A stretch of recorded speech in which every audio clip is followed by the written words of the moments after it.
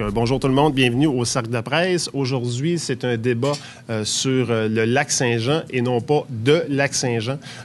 Donc, j'ai deux circonscriptions de Roberval et du Lac-Saint-Jean. Donc, sont avec nous trois candidats qui sont présents. Il y a Denis Trottier du Parti québécois du comté de la circonscription de Roberval, François Truchon de la Coalition Avenir Québec, aussi de la circonscription de Roberval, Monsieur Frédéric Plamondon de Québec solidaire de la circonscription de Lac-Saint-Jean, et nous avons un absent, le Parti libéral du Québec, qui a été invité à venir participer à ce débat et qui ont refusé. Évidemment, c'est Pascal Gagnon de Lac-Saint-Jean, parce que normalement, un chef ne participe pas à des débats locaux. Donc, le Parti libéral a refusé notre invitation pour être au cercle de presse. Donc, c'est la raison pour laquelle il y a une chaise vide. On va maintenant commencer. Je ne m'étais pas posé la question dans quel ordre. Je vais aller de gauche à droite, tout simplement. M. Trottier, à vous. Bien, bonjour tout le monde. Je pense qu'au Parti... Moi, d'abord, je suis très fier d'être le représentant du Parti québécois. Nous, ce qui nous importait, c'était de mettre en place ce qu'on appelle les conditions gagnantes pour relancer l'économie. Ce qu'on a fait, entre autres, c'est politique de souveraineté alimentaire, loi sur les mines, on a utilisation des surplus énergétiques. Je pense que ça fait partie des éléments de base. Et qu'est-ce que ça donne dans le concret? C'est que pour le Lac-Saint-Jean, entre autres, on a les serres toundra qui risquent de... qui travaillent sur 400 emplois, 100 millions d'investissements. On a un projet de mine Ariane Phosphate qui est dans le secteur, qui va rejaillir sur le Lac-Saint-Jean, mais aussi sur le Saguenay. On a une possibilité aussi d'aluminerie qui existe aussi. Ça veut dire que dans le fond, c'est que jamais les conditions n'ont été aussi bonnes pour diversifier notre économie. Également aussi, c'est que sur la forêt, nous autres, on y croit. Vous savez que dans les derniers mois, on a fait la charte du bois que les libéraux ne voulaient pas mettre de l'avant.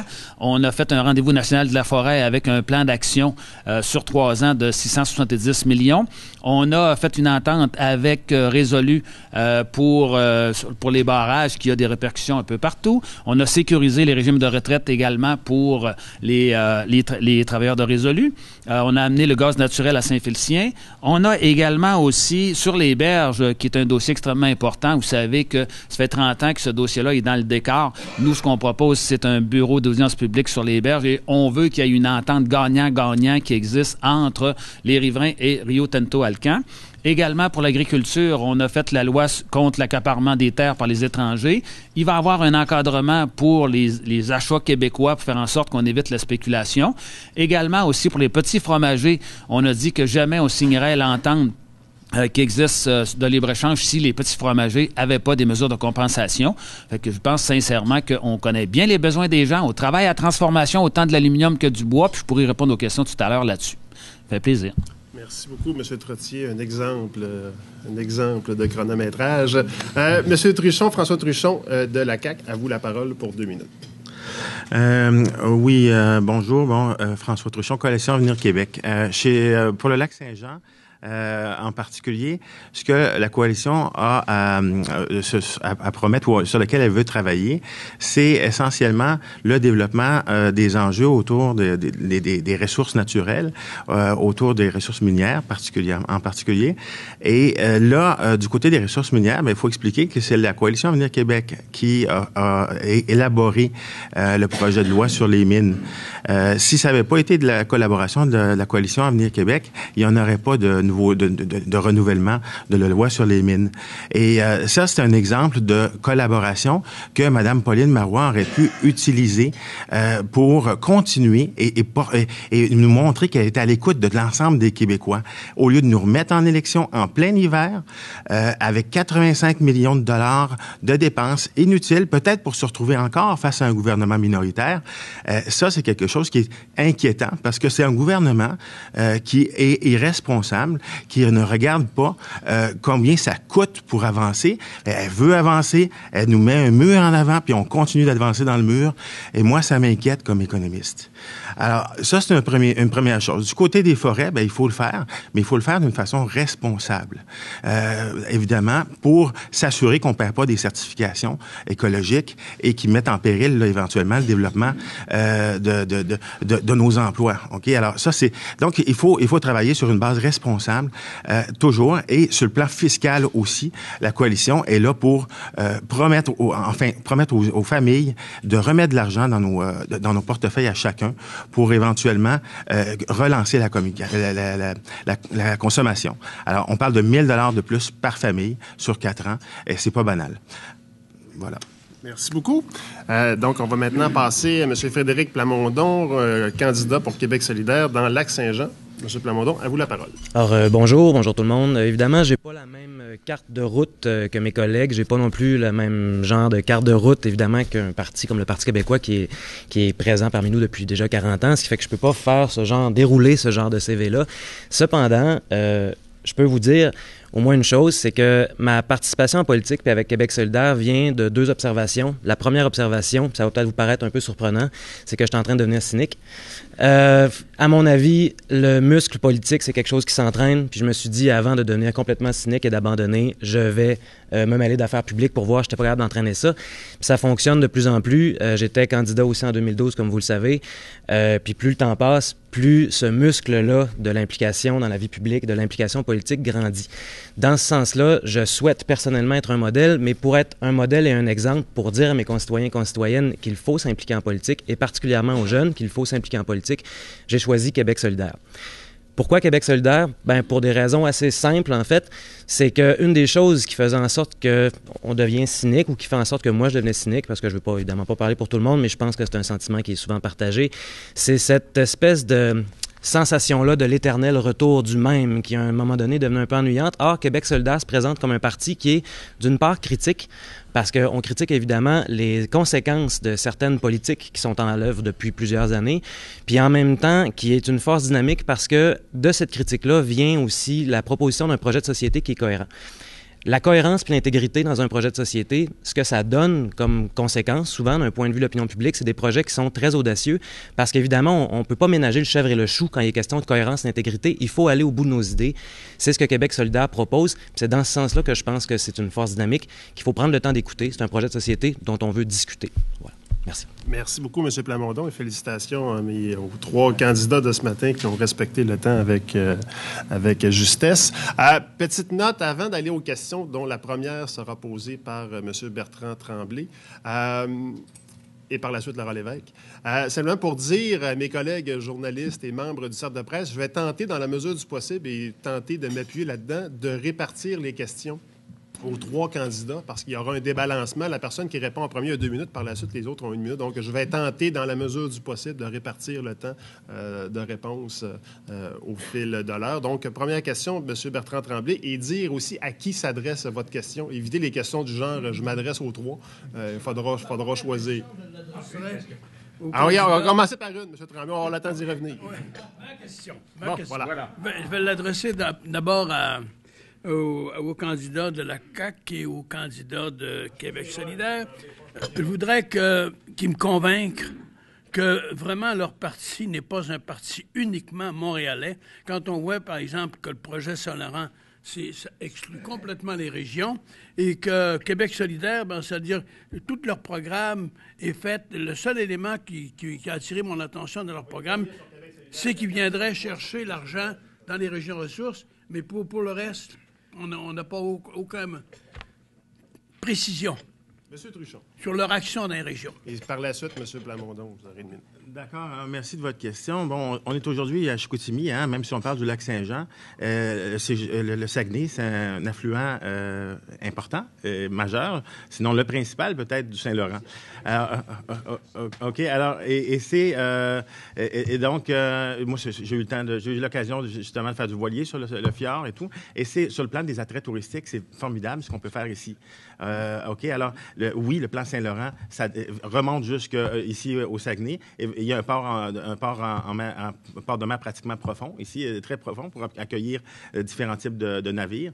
Alors, je pense que oui, le projet Saint-Laurent remonte jusqu'ici facilement. Et évidemment, s'il y a des ressources à faire transporter, ça peut venir jusqu'ici. Maintenant, au lac Saint-Jean, il y a du tourisme aussi qui peut se faire, mais il ne faut pas penser que le Saint-Laurent, il faut le voir, là, ça marque tout le Québec, là, jusqu'à Montréal. Là. Alors, il y a aussi des régions éloignées. Cette île, Gaspésie, c'est quand même des régions éloignées des centres. Là.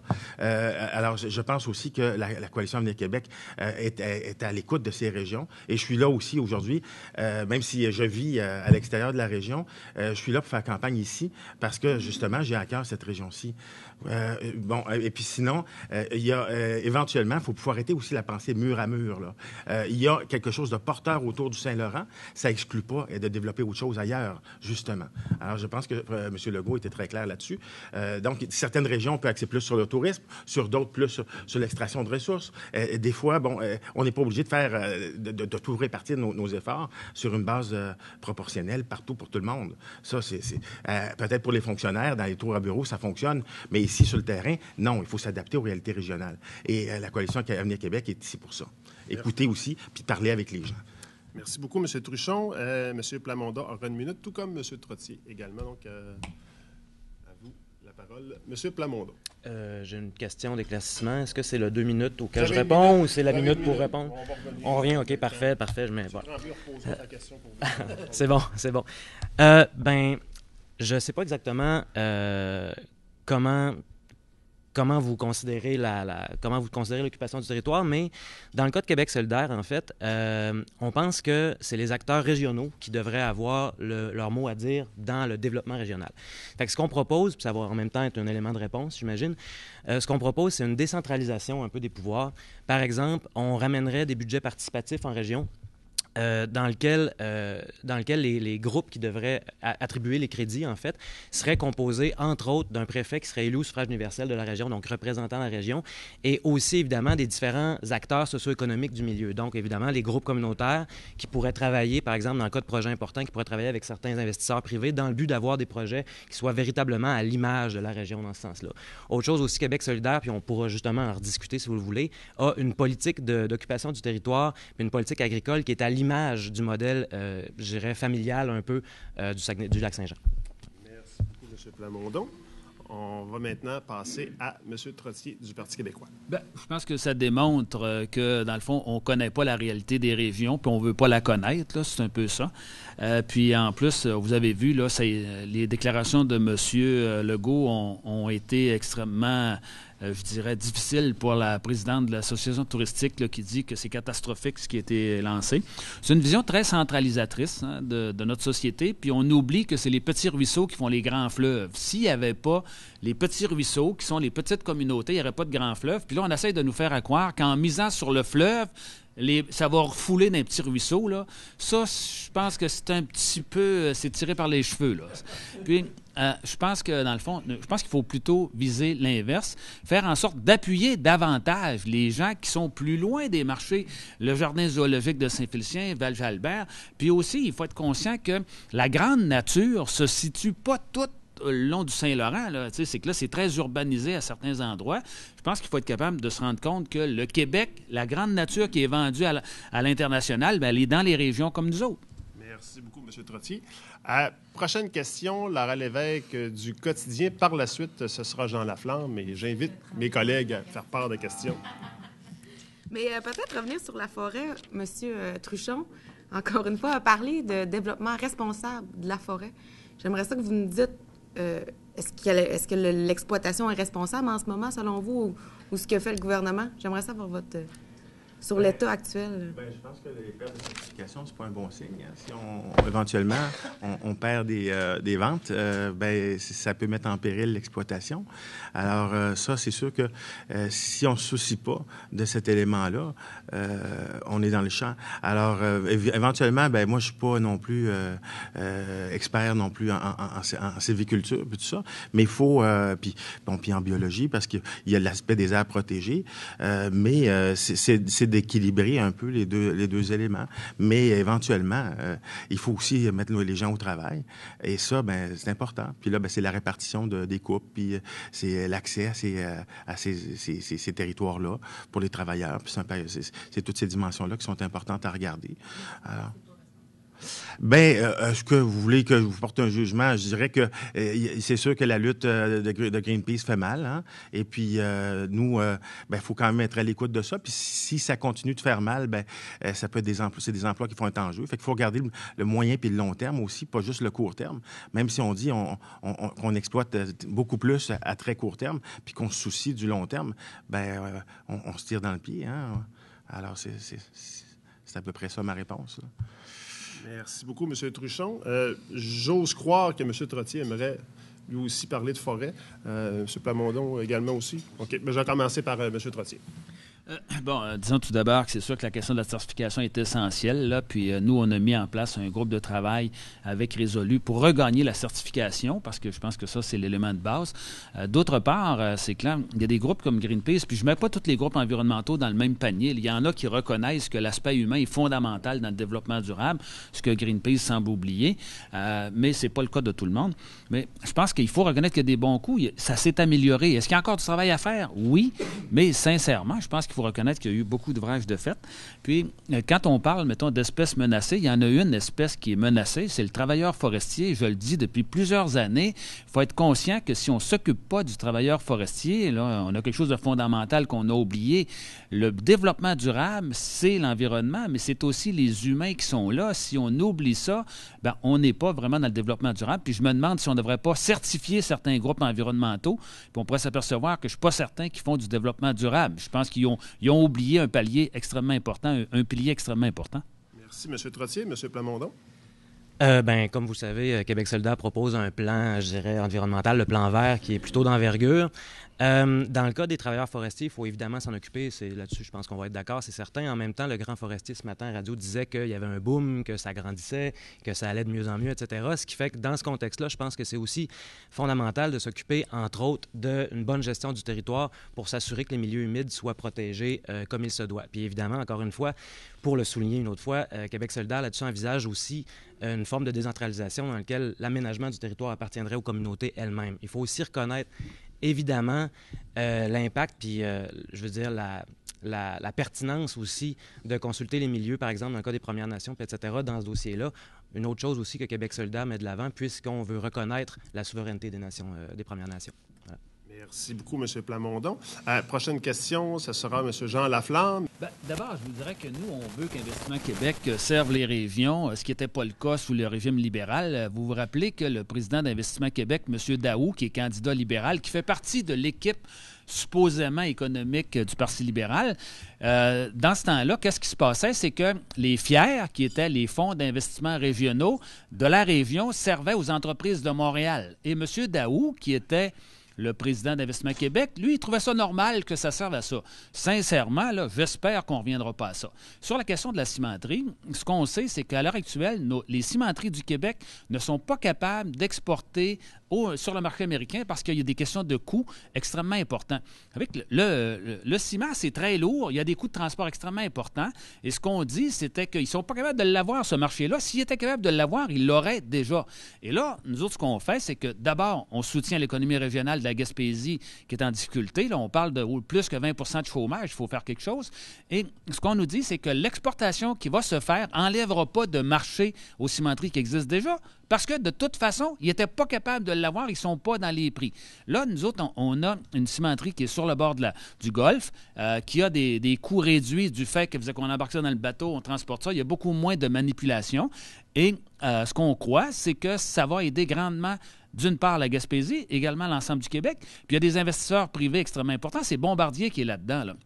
Puis, je vous dirais que si les cimentiers du Québec actuels étaient dans les prix, ils vendraient déjà. S'ils ne vendent pas, c'est parce qu'ils ne sont pas capables d'arriver, mais la cimenterie de Port-Daniel va être capable d'arriver dans des coûts intéressants et elle est vouée principalement à l'exportation. Puis, je pense que c'est une bonne chose. Merci beaucoup, M. Trottier. Oui. Vous pouvez continuer, mais M. Trottier, pour ne pas vous répondre, je voulais y aller de votre observation. Je comprends. C'est parce qu'Orbit, évidemment, c'est un problème d'alumine. Il y a un manque d'alumine, on l'importe des pays africains. Mais je trouve que le ciment, actuellement, tu prends le Saint-Laurent, Québec, ils peuvent expédier à partir du fleuve aussi. Tu sais. Peut-être que le vieillissement de la machinerie, peut-être qu'il aurait peut-être été là, les dirigeants, investir dans la rénovation de leur production. Mais je trouve qu'à un moment donné, là, 600 millions, c'est de l'argent. Effectivement. Mais on va revenir à M. Trottier. J'ai laissé M. Laflamme finir son élan oratoire. Monsieur Truchon, vous vouliez avoir une minute là-dessus? Oui, ben moi, je suis économiste, justement. Puis c'est une des sonnettes d'alarme qui m'ont parlé beaucoup. Quand j'ai entendu ça, moi, 450 millions, 1 million par emploi, c'est irresponsable. Et ce que nous dit notre principal absent, malheureusement, ils ne sont pas là aujourd'hui, ben s'ils prennent le pouvoir, ils vont faire la même chose. Alors, Parti québécois, Parti libéral, blanc-bonnet, bonnet blanc, on gère de la même façon les fonds publics. On est irresponsable, on crée des emplois, oui, avec des fonds publics mal gérés. J'étais à la Société, enfin, j'étais consultant pour la Société générale de financement à l'époque de la Gaspésia. J'ai pu voir un peu j'étais pas sur ces projets-là, j'étais sur des projets santé, mais j'ai pu voir quand même de l'intérieur, en partie, le gaspillage. Et évidemment, là, on ne se racontera pas d'histoire. On prend de l'argent public, on utilise ça pour acheter des élections, et puis ça prend des emplois. Et regardez le bilan de M. Blanchette du temps qu'il était là à SGF, c'est pas si reluisant. 1% de rendement, personne n'en parle, et il est parti avec 1,2 million dans ses poches, par exemple. Merci, M. Truchon. M. Plamondon vient intervenir. Comme beaucoup le savent, ma carte de visite, généralement, c'est l'honnêteté le plus possible. Dans ce dossier-là, j'avoue que c'est pas c'est pas ma poche de thé, en fait. Cependant, concernant Investissement Québec, Québec solidaire pense que, justement, pour freiner cette espèce de façon-là de travailler, c'est-à-dire donc de faire des espèces d'investissements qui pourraient avoir, ou de politiser les investissements, on va dire ça comme ça, c'est important pour nous d'ajouter ou d'augmenter, d'améliorer la représentation citoyenne au niveau du conseil d'administration d'Investissement Québec. C'est pourquoi on proposerait, par exemple, d'assurer plus de place au conseil d'administration d'Investissement Québec dans ce sens-là. Évidemment, il faut aussi s'assurer, puis c'est ce que Québec solidaire propose de faire, de meilleurs investissements tenant compte, encore une fois, puis je le répète parce que c'est important chez Québec solidaire, c'est un parti qui part de la base puis qui monte vers le haut et non pas l'inverse. S'assurer, évidemment, que les milieux, les localités, les municipalités soient consultées dans l'attribution de ces crédits-là. Voilà. Merci beaucoup, M. Plamondon. On va inquiétez-vous pas d'avoir la masse de temps, M. Trottier. Parce que... Je voudrais juste un petit commentaire rapide là-dessus, parce qu'il y avait une complémentaire. Là. Ouais, OK. Je vais faire parce que M. Trottier, parce que si je vous redonne du temps, il faut que j'en redonne aux trois, on va tourner. Le dossier. Je serai ratouré, vous en reparlerez d'une autre réponse tout à l'heure. Là, j'ai pas le choix, M. Trottier, je vais vous arrêter. Parce que sinon, on va tourner. J'aurais une question. Inquiétez-vous pas, M. Trottier, vous allez avoir le temps de revenir. Je ne suis pas inquiet. J'aurais une question pour M. Plamondon de Québec solidaire. Un des éléments importants de votre plateforme, c'est la souveraineté, c'est l'indépendance du Québec. Et vous êtes un parti quand même résolument à gauche. On a vu avant la campagne électorale le Parti québécois qui était en avance dans les sondages. Et on a l'impression qu'à partir du moment où la question de l'indépendance et de la souveraineté est venue sur le plancher, on ne ramènera pas l'épisode avec M. Pascal Péladeau, c'est tous de quoi on parle. Et à partir de ce moment-là, il y a eu un ressac et le Parti québécois a perdu des appuis. Et disons que si la souveraineté, l'indépendance, ça fait peur en campagne. Chez Québec solidaire, vous voyez ça comment? Bien, nous autres, on ne craint pas. Je vais vous dire pourquoi on ne craint pas. D'abord, je ne pense pas que l'appui pour l'indépendance a diminué. Je pense que c'est plutôt une espèce de fatigue de monter dans un train en marche, de faire arrêter le train, monter dans un train, etc., etc. Dans ce sens-là, je pense que s'il y a un ennui, il est plus à ce niveau-là qu'une crainte d'indépendance. Dans le cas de Québec solidaire, nous autres, ce qu'on pense, c'est que la libération nationale doit venir d'abord par le peuple et non pas par les gens d'en haut qui proposent au peuple quelque chose. C'est pour ça qu'on propose une assemblée constituante, la création d'une assemblée constituante qui serait indépendante de l'Assemblée nationale, dans lequel les élus, ou si on veut, les constituants seraient élus au suffrage universel. Et il y aurait 2 mandats. Le premier mandat serait d'abord d'écrire, dans un travail collaboratif qui représenterait les citoyens et les citoyennes du Québec tout azimut, d'écrire une constitution. Il y aurait donc ensuite un référendum sur cette constitution-là. Et ensuite aussi de débattre de la question de la souveraineté ou de la relation, si on veut, avec le reste du Canada. Il y aurait un référendum là-dessus aussi. C'est un pari démocratique. Hein. Au Québec solidaire, on aime plus la démocratie des fois qu'on aime nos opinions. Puis ça, c'est un pari démocratique qui, effectivement, il ne faut pas se le cacher, fait en sorte qu'on ne connaît pas l'enjeu réel de ça. On ne sait pas ça sera quoi les conséquences. Cependant, on pense que c'est aux Québécoises et aux Québécois de vraiment discuter de ça, d'avoir un espace de travail pour en discuter. Puis c'est dans cet espace de travail-là que je pense que la question nationale va vraiment trouver, si on veut, sa voie puis sa façon de faire, et non pas d'être imposée par des décideurs d'en haut qui proposeraient une question plus ou moins claire ou pas en bas, qui attendrait telle ou telle condition. On pense que c'est au peuple québécois de fixer c'est quoi les conditions de l'indépendance, de fixer c'est quoi les conditions de la souveraineté et d'écrire sa propre constitution. Puis au terme d'un débat, cette Assemblée constituante-là, vraiment, serait peut-être en mesure, sans doute en mesure, de dégager un consensus très fort sur ce qu'on veut comme Québec. Peu importe que ce soit à gauche ou à droite, ce que Québec solidaire souhaite faire, c'est créer l'espace de débat, l'espace nécessaire pour que les gens de tous les niveaux, de tous les acteurs, de tous les plans puissent en discuter. Voilà. Merci beaucoup, M. Plamondon. Comme j'avais le mot Parti québécois dans la question, je vais permettre à M. Trottier de répondre en premier. Oui, bien, d'abord, sur la question de M. Laflamme, là, en tout cas, la CAQ sont cohérents, tout pour Montréal et Québec, rien pour les régions. C'est pas toutes des subventions, là, c'est une petite partie, c'est des actions. Puis sincèrement, j'aime mieux que la Caisse de dépôt et de placement du Québec investissent en Gaspésie que les 500 millions qu'elle a déjà investis dans une mine de charbon en Mongolie. Ça va créer pas mal plus d'emplois. Sur la question de l'indépendance, il y a des étapes avant d'arriver à ça. Il faut qu'on soit capable de relancer l'économie, parce que si on ne relance pas l'économie, les Québécois ne nous feront pas confiance pour faire un pays. D'autre part, il y a un livre blanc qui va sortir pour expliquer qu'est-ce que sera le pays. Et sincèrement, je suis persuadé que c'est la meilleure chose qui peut s'arriver pour une région comme la nôtre, qu'on soit indépendant, parce qu'on va décentraliser les pouvoirs, on va avoir des nouveaux emplois liés à ça, parce que si on ne fait pas ça, on va devenir le pays le plus centralisé au monde. Fait que l'indépendance, c'est la meilleure chose qui peut arriver au Saguenay-Lac-Saint-Jean. Merci, M. Trottier. Est-ce que vous voulez vous immiscer dans le débat référendaire, M. Beaucoup Truchon? de plaisir. Moi, j'ai voté oui en 95, comme bien du monde. Maintenant, combien de fois on va se dire non? Parce que moi, j'ai entendu le signal de mes compatriotes. On s'est dit non. Alors, c'est bien beau de cogner plus fort sur la table. Après ça, on est à 9,4 milliards de péréquation là, face à nos compatriotes canadiens, là, qu'on le veuille ou non. Là. Ça, c'est pas une fierté. Ça, là. Oui, on contribue aux impôts des Canadiens, mais à 9,4 milliards, savez-vous pourquoi on reçoit de la péréquation? C'est simple, parce qu'on est plus pauvre. 20 plus pauvre que le reste des familles canadiennes. Est-ce qu'on est fiers d'être Québécois dans ces considérations-là, dans ce contexte-là? Le Québec est au chômage. Le Québec manufacturier est malade. La balance commerciale est déficitaire.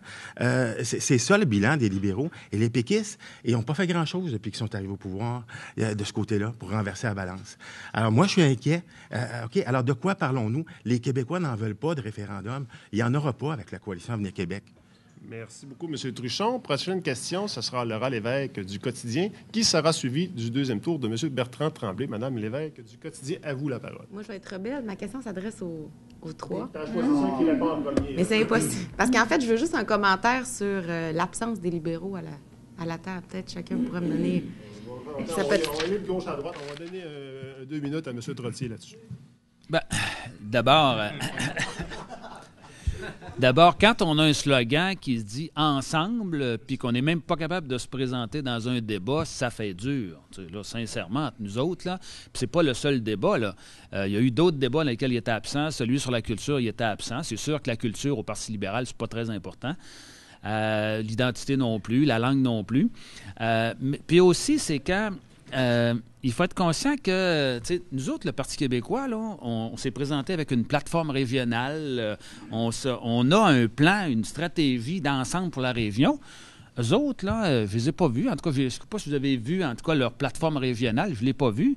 Puis, moi, je changerais peut-être de slogan si j'étais eux autres. Au lieu d'être ensemble, moi, je dirais tout seul. Parce que j'ai l'impression que chacun des candidats ont l'air pas mal tout seul. Leur chef n'est pas venu tellement souvent, en tout cas au Saguenay. En tout cas, je ne l'ai pas vu une fois.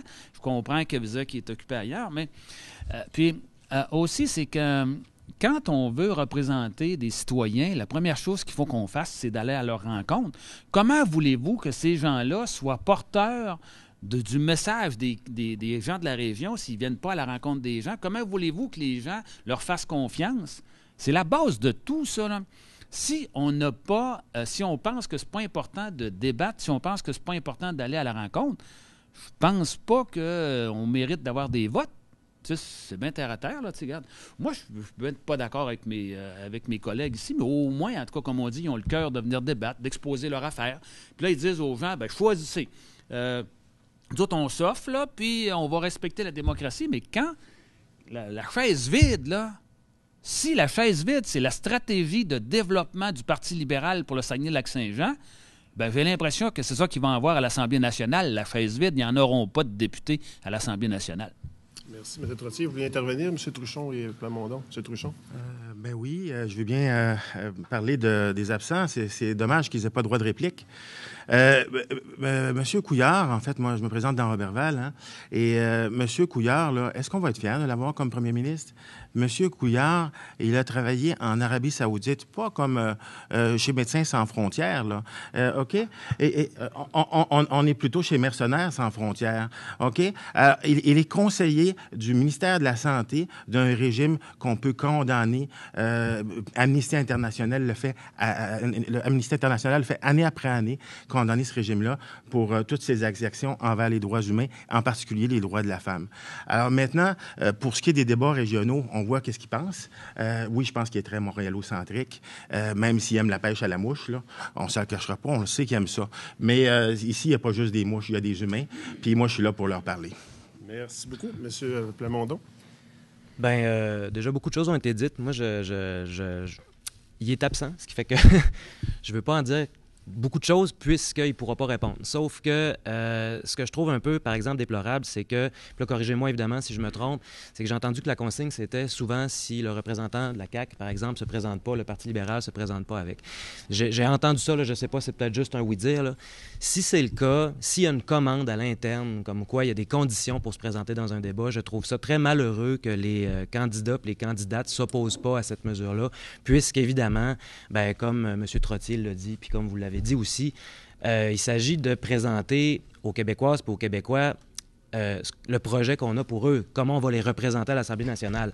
Le fait d'être absent, de mon point de vue, puis là-dessus on va être d'accord, le fait d'être absent, déjà, ça en dit long sur le genre de travail qu'ils sont prêts à mettre ou à abattre pour être capable de faire ça, pour avoir une représentation adéquate. Fait que dans ce sens-là, je trouve qu'il y a un manque de courage un peu évident, là.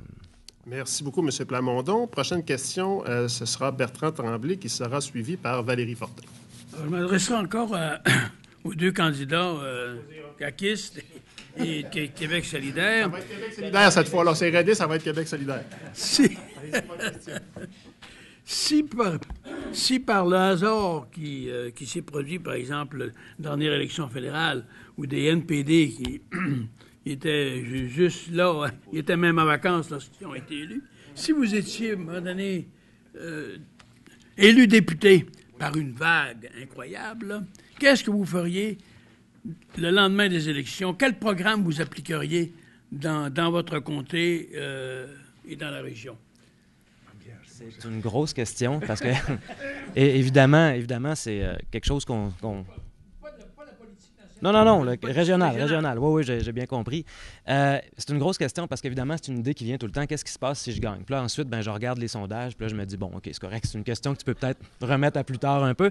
Mais puisque vous la posez, je vais essayer de vous répondre. La première chose que je ferais dans le comté où je me trouve là, en circonscription, en fait, il y aurait deux choses que je ferais. La première chose que je ferais, c'est que je rencontrais l'ensemble des groupes communautaires parce qu'on les a complètement laissés de côté pendant tout le débat de cette campagne-ci, de l'autre campagne avant. J'aurais besoin de savoir le pouls, c'est quoi les besoins du milieu pour vraiment les représenter. Ça, c'est avant d'aller suivre ma formation en éthique, évidemment, à l'Assemblée nationale. La première chose que je ferais, c'est ça.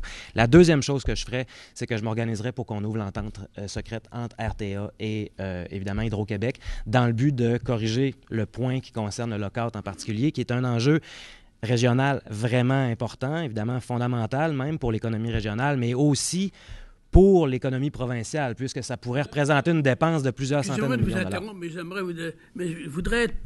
Là, à l'heure actuelle, vous parlez évidemment d'éléments qui nous appauvriraient davantage encore. Mais qu'est-ce que vous feriez pour produire de la richesse? Parce que Québec solidaire veut distribuer de l'argent à tout le monde, un peu comme anciennement dans l'Empire soviétique. Ouais. Alors, qu'est-ce que vous feriez pour produire de la richesse? Okay. Tout ce que vous avez présenté jusqu'à maintenant, ça produit des dépenses, mais aucune richesse. Ah, en fait, non. Vous avez utilisé le mot, vous avez fait référence à la Russie, là, à l'Empire soviétique, en fait. C'est une mauvaise comparaison parce que dans les faits, ce que Québec solidaire propose, c'est d'abord de régler... Je recommence. Quand on propose des politiques de justice sociale, généralement, c'est toujours opposé parce qu'évidemment, on va faire en sorte que quelqu'un privilégié va perdre un certain nombre de privilèges. Fait que dans ce sens-là, l'égalité est toujours problématique. Ce que Québec solidaire suggère de faire, c'est de remonter la balance, de rétablir l'équilibre dans les revenus les plus faibles. Dans la circonscription du Lac-Saint-Jean, les revenus les plus faibles, c'est les femmes qui l'ont présentement, le salaire moyen est de 6 ou 7 000 $. Ce qui fait que si on ajoute un revenu minimum garanti là-dessus, c'est pas une dépense, c'est un investissement, puisqu'ils vont dépenser localement, ça va les sortir de la misère localement, puis ça va enrichir 50 % de notre population. Merci. Voilà. Monsieur Truchon, vous avez une minute pour nous dire que faites-vous si vous êtes élu? Bien entendu, c'est de rencontrer tous les intervenants de la circonscription, les intervenants sociaux comme les intervenants économiques. Mais évidemment, on a un programme à la Coalition Avenir Québec, un programme très sérieux de mise en ordre des finances publiques. Faut mettre de l'ordre dans la maison. Et là, on veut donner les clés pour 4 ans à M. Couillard. C'est lui qui a mis le désordre. Est-ce qu'on va être fiers le jour où l'UPAC va revenir avec des accusations, cette fois-ci peut-être, envers un parti ou envers l'autre? Parce que les deux sont comme sous enquête maintenant. Alors, je pense qu'on a un parti propre qui peut prendre le pouvoir et qui va nous déposer un budget avec 2 colonnes. Moi, je viens d'HEC aussi, comme M. Legault. Et il y avait 2 colonnes dans tous les budgets qu'on a présentés, sinon je ne serais pas diplômé, voyez-vous. Et là, Nicolas Marceau nous a présenté un budget avec une colonne. C'est beau, on s'en va en élection. Il aurait pu continuer d'avancer ce parti-là. Et il a refusé de nous mettre en élection, surtout parce que Madame était convoquée en commission parlementaire au mois de mars. Et on sait tous pourquoi on est là maintenant. Merci. Monsieur Trottier, si vous aussi, par hasard, vous étiez élu, que feriez-vous? D'abord, moi, je vais rencontrer l'ensemble des intervenants. Là. On a un plan d'action assez clair. Sur la forêt, on a un plan d'action sur 3 ans qu'il faut mettre en application. Je pense que tout le monde a reconnu que le rendez-vous sur la forêt est un succès. Là, il y a des éléments qui sont déjà en place. Il y en a d'autres qui s'en viennent. Supporter également aussi les projets qui sont en cours, comme Ariane Phosphate, le projet de Serre Toundra. C'est du congrès, ça, là, tu sais. Puis je pense qu'il y a besoin d'un petit peu d'encadrement là-dedans. Également, un groupe de démarcheurs pour ouvrir Louisiana-Pacifique qui est fermé depuis un bon bout de temps. Je pense que là, l'ensemble des intervenants sont d'accord pour dire qu'on est rendu là. Également aussi, soutien à un groupe hier que j'ai rencontré à Roberval, Mosaïque, un groupe qui fait de la réinsertion, qui n'a pas besoin de beaucoup d'argent, puis je suis certain qu'on peut les aider facilement à relancer leur projet. Il leur manque quelques milliers de dollars, on peut s'occuper de ça. Puis plus globalement, Comité Avenir Forêt pour relancer la fierté de la forêt sur l'ensemble des Québécois et des Québécoises. Je pense que c'est mon rôle. C'est essentiel pour le développement de l'économie du Québec parce que la forêt est au cœur de l'économie, dans le passé, dans le présent et dans l'avenir. Merci beaucoup, M. Trottier. Prochaine question, Valérie Fortin de TVA, qui sera suivie par M. Louis-René Ménard de Radio-Canada. Question pour M. Trottier. Vous avez dit tout à l'heure que le chef libéral ne s'est pas présenté souvent dans la région jusqu'à présent. On a appris cette semaine que la chef du Parti québécois n'a pas l'intention de se présenter tout court. Est-ce que vous auriez aimé pouvoir compter sur sa présence, étant donné, la lutte quand même serrée qui s'annonce, on s'entend, dans Roberval? D'abord, vous savez qu'il y a une coutume qui existe entre les chefs de parti à l'effet que les chefs ne font pas campagne entre eux autres. Puis je pense que c'est correct de respecter ça. Fait que je m'attendais pas qu'elle puisse venir. Il y a eu la visite quand même de plusieurs ministres. Puis la campagne électorale n'est pas terminée encore. Là. C'est possible qu'il se passe encore d'autres choses. Puis vous savez que les agendas des équipes là, changent régulièrement pour toutes sortes de raisons, en fonction de toutes sortes d'événements. Je pense que la campagne n'est pas terminée. C'est sûr que Mme Marois ne viendra pas dans mon comté parce qu'il y a une entente qui existe depuis... Dans la région? Dans la région, il n'y a rien de fermé. Jusqu'à maintenant, ça n'a pas été le cas, mais ça ne veut pas dire qu'il ne peut pas se passer quelque chose. Écoutez, ça, c'est comme au football. Tant que c'est pas fini, c'est pas fini. Puis, je pense qu'on peut compter que... On donne le maximum, puis c'est tout à fait normal de changer des affaires en cours de route. Puis si Mme Marois vient, c'est très bien. Puis si elle ne vient pas, c'est parce qu'il va y avoir d'autres événements qui font en sorte que c'est préférable de faire autrement. Mais moi, je ne prends rien pour acquis pour le moment. Il y a une demande qui a pu être faite cette semaine après le tollé qui a été soulevé et qui a demandé à Mme Marois de venir dans la région, finalement? Au point de départ, il n'y a pas de tollé qui a été soulevé par la population du fait que Mme Marois vienne ou pas. Là. Vous savez, le Parti québécois ici était quand même assez bien connu. Là. Mme Marois est venue régulièrement dans le passé.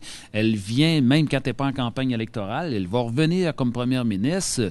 C'est pas quelque chose, là, il n'y a pas un problème fondamental. Là. C'est pas comme si elle n'était jamais venue, puis si elle ne connaissait pas la région. Puis même à ça, je vais vous dire que quand il y a eu des périodes période difficile, là, c'était au Saguenay-Lac-Saint-Jean qu'elle venait se ressourcer. Puis elle nous l'a dit, là, ça faisait du bien parce qu'au Parti québécois, vous savez, on a eu des hauts et des bas. Puis quand elle venait ici, elle sentait la ferveur souverainiste, sentait la ferveur péquiste. Puis il n'y a rien qui... Moi, je ne peux pas prédire l'avenir. C'est pas moi qui décide de son agenda. Merci, M. Trottier. Est-ce que vous vouliez intervenir, M. Truchon et M. Plamondon? Ça peut être non.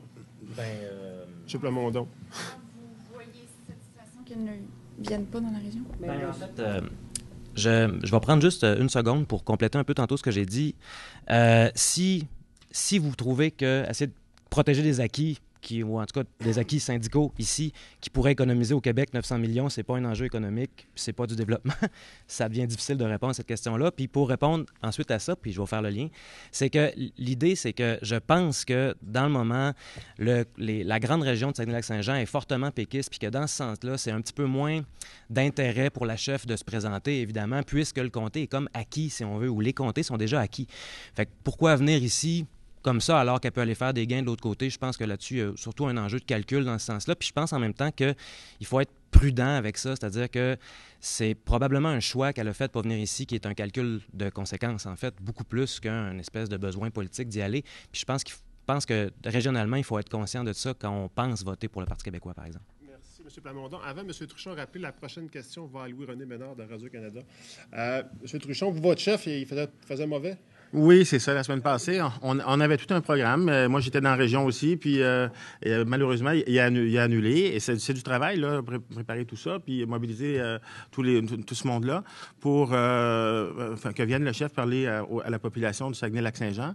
Effectivement, il ne serait pas venu jusque dans Roberval pour les raisons que vous connaissez, parce qu'il y a un pacte de non-agression entre les chefs, mais il serait venu dans la région. Puis donc, ça montre son intérêt pour la région. Et malheureusement, là, les conditions climatiques l'ont empêché. Et ça encore, c'est historique, hein, des élections en hiver ou printemps, en tout cas le printemps qui s'allonge un peu. Mais il faut reconnaître son honnêteté, son intégrité et puis sa préoccupation pour les dimensions régionales.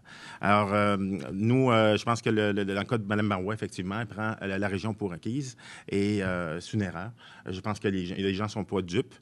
Ils sont conscients qu'elles dépensent d'une façon irresponsable et j'en appelle à leur conscience le jour de l'urne. Votez Coalition Avenir Québec, s'il vous plaît. Merci. Monsieur Truchon, prochaine question, Louis-René Ménard de Radio-Canada. Monsieur Trottier, en fin de semaine dernière, on apprenait du candidat indépendant dans Chicoutimi, Marc Peterson, qu'il y avait un projet de garderie de CPE qui avait été installé dans votre comté plutôt que dans le comté de Chicoutimi, où il y avait un très beau projet en collaboration avec l'hôpital de Chicoutimi. M. Peterson crie au favoritisme politique. C'est pour vous aider à vous faire élire. Qu'est-ce que vous répondez à cela, M. Trottier? J'ai été le premier surpris d'entendre ça, là, sincèrement, parce que l'attribution des places de garde se fait pas par le monde politique, se fait davantage là, par la CRE. Il y a un organisme là, qui gère ça. Ça fait qu'à ce moment-là, on a dépolitisé tout ça. Moi, j'ai été le premier surpris d'entendre ça. En tout cas, je n'ai pas fait de pression dans ce sens-là.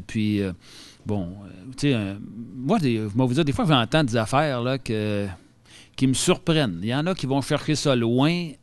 Puis je pense que, dans le fond, nous autres, l'objectif qu'on a, le Parti québécois, c'est de faire en sorte que l'ensemble des Québécois et des Québécoises puissent profiter de services de garde. On a un programme qui est ambitieux par rapport à ça. Mme Marois a été l'instigatrice de ce programme-là. Elle y croit encore énormément. Puis, finalement, ce qu'on veut, c'est de faire en sorte que toutes les municipalités, tous les secteurs seront couverts. Il y a des priorités qui sont faites en fonction de l'argent qui est sur la table, mais il n'y a pas de petite politique qui se fait là-dedans. Ce qui se faisait avant, par exemple, sous les libéraux, rappelez-vous là, qu'une enveloppe égalait un permis de garderie, là. Puis en tout cas, moi, je peux vous dire que des enveloppes, j'en ai jamais vu, ni la couleur, ni l'intérieur, ni l'extérieur. Là. Mais sous le Parti libéral, c'était très clair. Il y a même un ministre qui est obligé de démissionner à cause de ça. Puis, la commission d'enquête sur la corruption là, est en partie due au fait qu'il y avait le scandale des garderies. Là. Ça fait que là, moi, je pense sincèrement, nous autres, en tout cas, on fait ça clean. puis il n'y a pas eu de deal là-dedans, appelez ça comme vous voulez. Mais sous les libéraux, des deals, il y en avait, c'était connu, les gens remettaient des enveloppes, puis ça donnait des permis de garderie, puis ça assurait une rentabilité à des entreprises. Puis il y a même des gens qui ont reçu des permis de garderie à l'effet, puis que les fonctionnaires disaient que c'était pas des bons projets. Les plus mauvais projets recevaient des permis de garderie en autant que les enveloppes étaient au rendez-vous. Ça faisait dur. Ça, c'est ce que M. Patterson devrait dénoncer. Merci. M. Trottier, est-ce que M. Plamondon-Truchon voulait intervenir là-dessus? M. Plamondon? Bien, j'avoue très honnêtement que c'est un dossier que je connais pas, ce qui fait que je vais laisser le linge sale se laver dans la famille. Ce qu'on retient de ça, c'est que tout le monde s'accuse de faire des deals. Puis voilà, je trouve ça malheureux. Merci.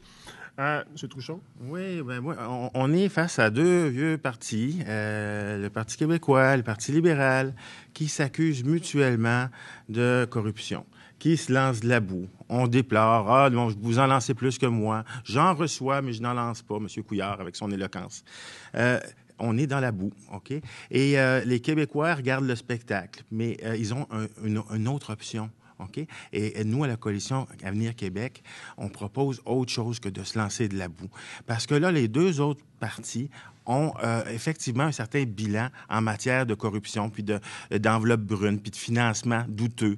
On a juste... C'est pas facile là, de démontrer, hors de tout doute, que effectivement il y a eu corruption.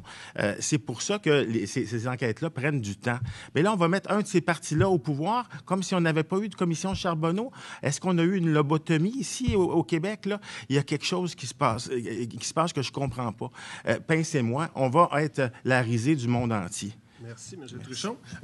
Avant d'aller à M. Bertrand Tremblay, j'ai une question pour le représentant de Québec solidaire. Oui. En ce moment, il y a un organisme, Greenpeace, pour ne pas le nommer, qui fait très mal à la région de Saguenay-Lac-Saint-Jean. Comment un gouvernement ou un parti comme Québec solidaire gérerait la situation avec les groupes écologistes? En ce moment, il y a une guerre assez sans fin entre l'industrie et des groupes écologistes. On parle de la question des certifications du caribou et tout, mais comment vous voyez ça chez Québec solidaire, que des groupes environnementaux peuvent nuire comme ça à l'économie régionale? D'abord, c'est malheureux que quelqu'un soit nuit là-dedans, parce que idéalement, évidemment, dans l'idéal, c'est sûr, il faudrait qu'on participe tous de cet environnement-là puis qu'on y trouve tous notre compte. Si on ne trouve pas notre compte là-dedans, c'est parce qu'il y a eu de l'abus dans le passé, parce qu'il y a une perte de confiance par rapport à ça. Puis dans ce sens-là, Greenpeace fait un travail de chien de garde, un travail qui vient critiquer un certain nombre d'enjeux, puis etc. Dans le cas de Québec solidaire, le plan vert de Québec solidaire entend protéger 20 de tous ces aires de travail-là, de tous ces milieux-là, tout en même temps en soutenant la recherche et l'innovation. Qu'on parle du plan vert, c'est ça, en soutenant la recherche et l'innovation dans le domaine, évidemment, dans ces grands domaines-là, dans les enjeux qui sont plutôt écologiques, qu'on pense par exemple au transport électrifié, qu'on pense, etc., qui viendrait évidemment, qui retomberait sur la région dans tous ces enjeux-là. Fait que dans ce sens-là, évidemment, écoutez, franchement, je suis un peu pris de court sur cette question-là, parce que... désolé, je ne pourrais pas quoi ajouter. Je m'excuse. Pas de problème. C'est peut-être que M. Truchon vient intervenir sur cette question-là. Pouvez-vous reformuler votre question juste pour... C'était la question sur l'impact de Greenpeace dans Roberval. On va mettre ça de l'air. Bon, OK. Alors, évidemment, c'est quelque chose qui est réaliste, mais ils sont là pour faire leur travail. Je pense qu'on peut déplorer l'impact que ça a, mais je pense que ils sont là pour sonner l'alarme. Il faut valider, parce que des fois, ils sont un peu alarmistes, justement, mais il faut s'assurer aussi qu'il y a un fondement à tout ça. Il y a des groupes, on peut former un groupe de travail, il y a quand même le ministère de l'Environnement, il y a un paquet d'intervenants qui sont interpellés à se prononcer dans ces enjeux-là. Et après ça, il faut mettre nos culottes puis trancher. Est-ce qu'on cède au groupe de pression ou bien on permet de nouveau l'exploitation forestière? Merci. J'imagine que M. Trottier a quelque chose à dire en 1 minute sur Greenpeace. Oui. D'abord, quand vous voyez, il y a quelques semaines, qu'il avait accroché une banderole sur la croix, moi, si j'avais accroché une banderole sur la croix de certaines de nos églises, j'aurais pu marquer le mot « insensibilité ». C'est que j'en reviens pas de voir. C'est sûr que, je dis pas que c'est parfait, le monde forestier, là, mais il faut être conscient qu'il y a eu beaucoup d'améliorations qui ont été apportées dans les 25 dernières années, là. Il y a encore du travail à faire. Mais moi, j'invite Greenpeace à faire partie de la solution plutôt que du problème. C'est trop facile de regarder le bout qui est encore problématique puis d'oublier tout le travail qui a été fait. Moi, j'ai été rencontrer la coop forestière de Girardville la semaine dernière dans leur colloque, là, puis il y a des gens qui travaillent là depuis plusieurs années qui me disaient... Denis, Greenpeace, pourrais-tu parler des 15 millions d'arbres qu'on plante chaque année, là? Pourrais-tu avoir un petit aspect un petit peu positif, montrer que ça s'améliore, puis participer aux solutions plutôt que de se laver les mains en disant, s'il y a des jobs de perdus, nous autres, c'est pas de notre faute. Tu sais, c'est trop facile, ça. Les ponces pilotes de la société, là, c'est pas avec eux autres qu'on va bâtir une société plus économique et plus écologique. Il faut faire partie de la solution. Merci. M. Trottier, prochaine question, Bertrand Tremblay, Le Quotidien et AL13. Prochaine question, Patricia Rainville, Le Quotidien et Progrès Dimanche. Moi, c'est pas une question. C'est tout simplement une information. Avant de terminer, moi, ça va être ma dernière intervention. Je voudrais connaître le cheminement, rapidement, des 3 candidats. Mais quelle a été leur motivation principale pour accepter d'être des représentants de la région? Et M. Trottier, quelle est sa plus grande victoire qu'il a remportée depuis qu'il est en politique? Parce que lui, c'est un vétéran de la politique. Et quel est son projet majeur? Pas 50, le projet. D'abord, moi, ma formation est en philosophie du droit. Ce qui me tient à cœur, c'est la plupart du temps dans des questions de droits fondamentaux. Dans ce sens-là, j'ai avoué tantôt que j'avais un peu perdu pied quant à la question de projet forestier résolu puis de Greenpeace. Cela dit, ce qui est important dans mon cas, pour moi, puis ce qui fait que je suis là aujourd'hui, puis pour Québec solidaire, c'est parce qu'il faut absolument mettre un terme à cette espèce d'emprise-là des grandes multinationales sur les milieux qui sont habités par des gens réels de la région. C'est dans ce sens-là que la critique de Greenpeace est pertinente. C'est qu'à un moment donné, il faut comprendre que les ressources appartiennent aux gens qui habitent cette ressource-là et non pas à des gens qui font juste investir dedans. Puis, moi, ça, où ouais. je demeure Lac-Saint-Jean-Est, Alma. Oui, ah bon, OK. Ouais, ça va? Puis vous avez fait votre formation... okay. À l'université. OK, parfait. Ça va? Est-ce que le compteur n'arrête pas? Mais en tout cas, bref, c'est ça. C'est que, évidemment, il faut être capable de redonner aux citoyens cette force-là d'intervenir à un moment donné. Puis dans ce sens-là, c'est pour ça qu'il faut se présenter. C'est pour ça que je me présente. Oui, là, il y a eu de l'interférence, en effet. Monsieur Truchon, qui êtes-vous? Oui, bon, moi, je viens de Québec. En fait, j'ai étudié à l'Université Laval en économie. Mes parents sont d'origine du Lac-Saint-Jean, ma mère de Roberval et mon père de Saint-Félicien. On revenait ici tous les étés dans ma jeunesse. Et c'est pour ça mon attachement à la région. Et sinon, pour revenir après ça à mes études, j'ai fait, après mon bac, j'ai travaillé rapidement à la Chambre de commerce de Sainte-Foy. Là-bas, avec mon bagage en économie, on avait organisé un colloque sur les finances publiques, entre autres, avec Daniel Johnson et Gilles Loisel, les présidents des centrales syndicales. Déjà, en 92, on parlait de banqueroute nationale. C'est comme ça qu'on avait appelé notre colloque. Alors moi, je suis conscientisé sur la question des finances publiques depuis longtemps. OK? Ensuite, j'ai fait une maîtrise en gestion internationale et j'ai commencé un doctorat en administration de la santé à l'Université de Montréal parce que j'avais travaillé beaucoup de projets dans le secteur de la santé, dans le domaine de l'investissement étranger pour amener des investissements. Alors moi, je pense que oui, il faut remettre le Québec au travail, ramener des investissements étrangers au Québec. Et ma préoccupation, évidemment, c'est celle économique et finances publiques. Merci. Monsieur Trottier, vous, la question sera différente. Votre plus gros projet? D'abord, je voudrais... je pense que... Moi, j'ai 40 ans d'implication dans la région. Là. Tout le monde me connaît. M. Tremblay me connaît là, depuis un bon bout de temps. Carole, tout le monde. Là. Oui. Puis vous savez qu'il y a une caractéristique. Je me suis toujours tenu debout. Nous autres, chez nous, on a été élevés, pas peureux, pour se tenir debout. Quand j'étais, on pourrait dire chef des écolos, je défendais l'écologie. Quand je suis devenu maire, j'ai défendu la municipalité. Quand je suis devenu préfet, j'ai défendu la préfecture, la MRC. Puis quand je suis devenu député, j'ai défendu le comté, puis je défends la région. Ça, vous savez, je suis un régionaliste de cœur. Puis moi, on pourrait dire que servir le monde, ça a toujours été ma job. Je me sens bien là-dedans. Moi, je suis un espèce d'urgentologue qui aime régler des problèmes. Puis je connais bien les problèmes des gens. Je les côtoie. Je vais les rencontrer.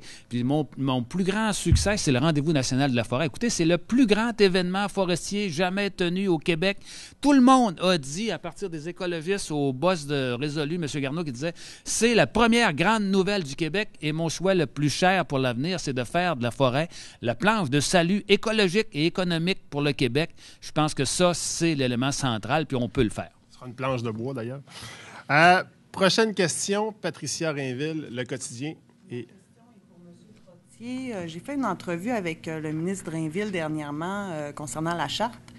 Il me disait que l'accueil, les questions et les inquiétudes étaient les mêmes dans les grands centres que dans les régions. Dans Roberval, est-ce qu'on vous en parle? Est-ce que les électeurs vous posent des questions là-dessus? Oui, on m'en parle, puis il y a même des gens qui m'ont dit « Denis, moi, j'avais arrêté un peu de militer pour le Parti québécois, mais j'ai repris du service parce que pour moi, c'est fondamental. » Vous savez, quand on a une nation comme la nation québécoise, qui est entourée d'une mer d'anglophones, je pense qu'il faut définir vraiment qu'est-ce que c'est nos valeurs, qu'est-ce que c'est que notre identité, puis il faut mettre ça très clair.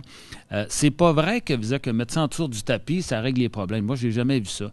Puis pourquoi est-ce qu'il y a eu une commission, la commission Bouchard-Taylor? C'est parce qu'il y avait des problèmes, puis on s'en est pas occupé. Et nous autres, ce qu'on dit, c'est que là, il faut affirmer clairement quelles sont les valeurs québécoises, puis aussi être capable de démêler l'essentiel du secondaire. Moi, ce matin, j'ai fait une entrevue à Montréal, puis je disais que la liberté de religion, ça, c'est fondamental. Mais la liberté du type de vêtements, de pouvoir s'habiller comme on veut quand on occupe des postes d'autorité, je pense pas que c'est une liberté fondamentale. Rappelez-vous, au Québec, on a déjà eu toutes sortes d'habillements pour les prêtres, pour les sœurs, pour les frères. Puis ça, on a tout enlevé ça. Puis les gens peuvent continuer de faire leur religion pareil. Il faut démêler les choses essentielles des choses secondaires. Puis même, souvent, dans les religions, c'est même pas une obligation, les habillements. C'est plus des coutumes. Mais puis il faut être conscient que l'habillement, c'est plus politique que religieux. Et ça, à ce moment-là, c'est qu'il faut être capable de démêler cet aspect-là. Moi, je suis pour la liberté fondamentale de liberté de religion, mais je pense sincèrement que dans un État, il faut que les gens qui occupent des postes d'autorité, que les gens aient une perception neutre d'eux autres. Il faut que les gens soient en confiance et je suis persuadé que si on enlève les signes ostentatoires, ça permet aux gens d'être plus en confiance puis de sentir qu'ils ne seront pas pénalisés ou autrement. Moi, je suis très en faveur de la charte puis je peux vous dire que les gens dans mon comté pensent que c'est essentiel. Merci. Donc, ça sera la tyrannie du temps. Il me reste 1 minute. Donc, c'est soit M. Truchon ou M. Plamondon, premier qui lève la main, 1 minute pour répondre. Non. M. Plamondon. 30 secondes chacun, tiens. C'est bon, 30 secondes chacun. Premièrement, il faut savoir que s'il y a quelque chose qui est vrai, c'est que les gens pensent qu'il y a un problème. Maintenant, est-ce que le problème existe? J'ai fait une recherche, je suis allé voir les chiffres du GEQ.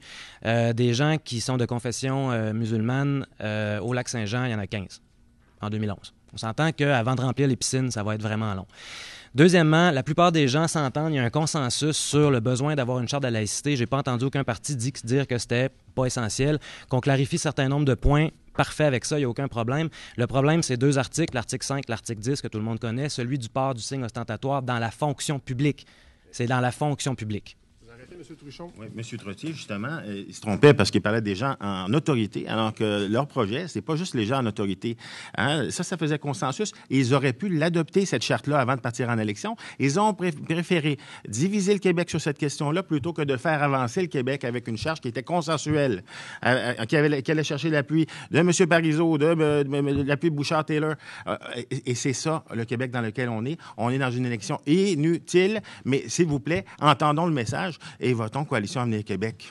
Merci beaucoup à nos invités de ce matin. Merci d'avoir été là. Merci, M. Plamondon. Bonne chance dans votre élection. M. Truchon, merci d'avoir été là. M. Trottier, merci d'avoir été là.